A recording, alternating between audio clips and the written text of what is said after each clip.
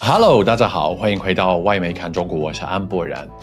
The Trump administration has started caving to pressure from American big tech, attempting to quietly and without fanfare remove a long list of goods from his tariff list, effectively making around 30% of Chinese exports to the US tariff-free.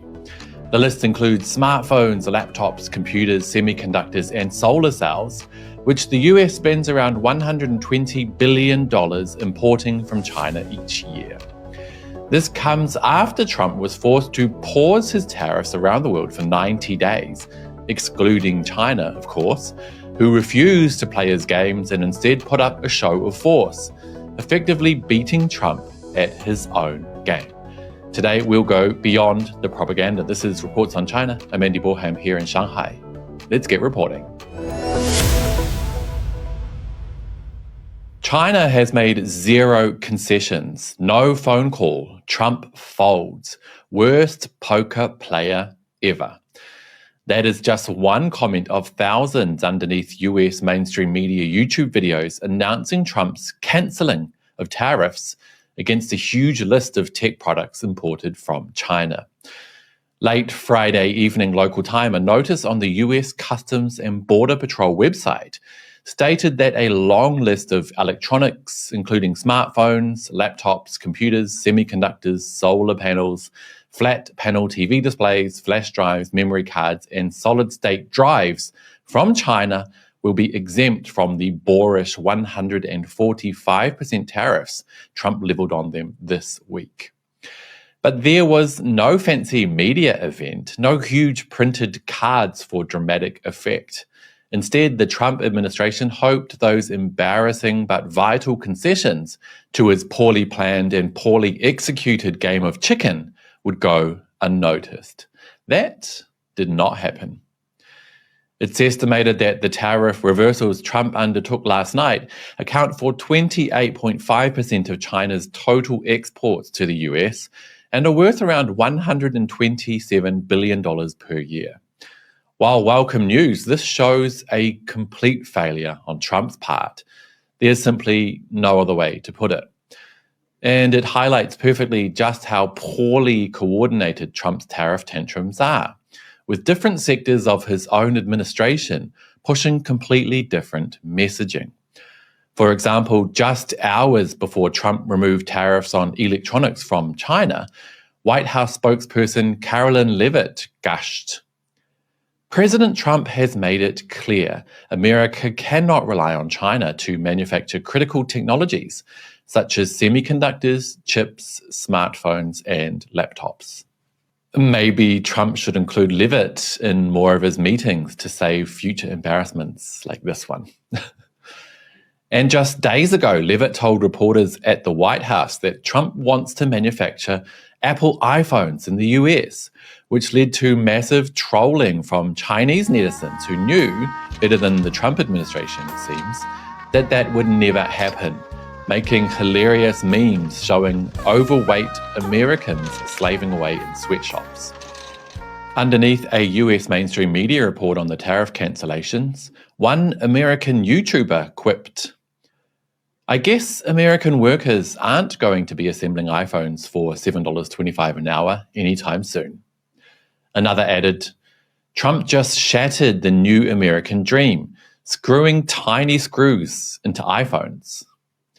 And the harsh comments from ordinary Americans did not hold back. Trump's ego won't allow him to admit he made a mistake, one user noted.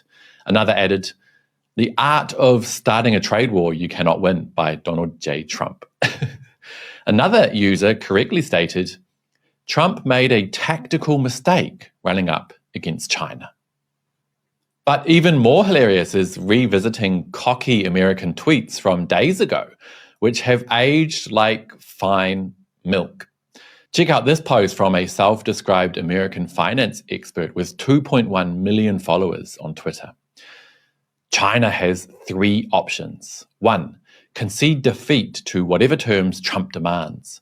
2, devalue the yuan by 20 to 40%. 3, unleash biggest fiscal stimulus in its history, which will push its debt off the chart. Hopefully not too many Twitter users took that guy's advice.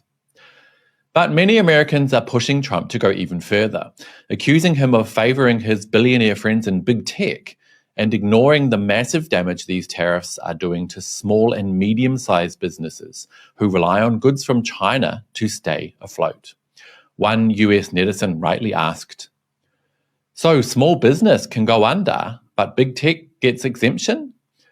Another added, "He wants to destroy the small to medium-sized business and protect his billionaire buddies." Yet another said, "Ask every farmer in the USA how they feel about giving tariff concessions to corporations and not them." Which is why I think the Trump administration will continue to cave in the days to come, especially as China's president still refuses to give him that long-awaited call. US farmers sold around $24 billion in agricultural goods to China last year alone.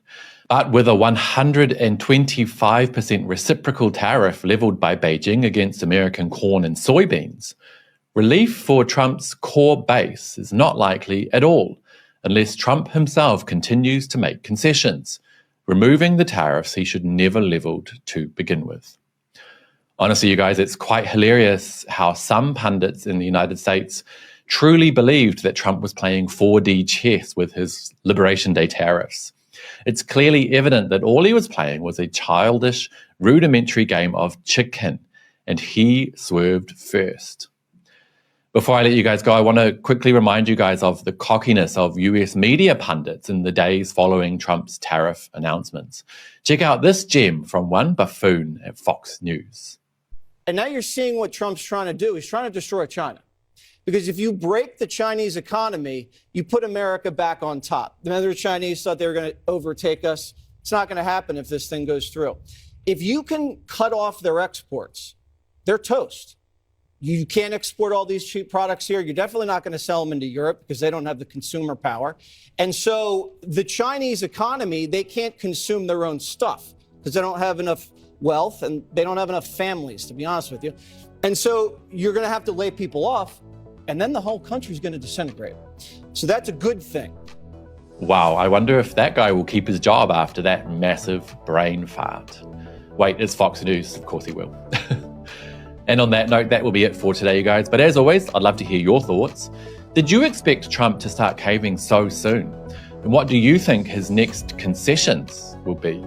Let me know down below, and don't forget to hit like and subscribe if you haven't already. It really does help the channel. I'll see you all next time. Bye-bye.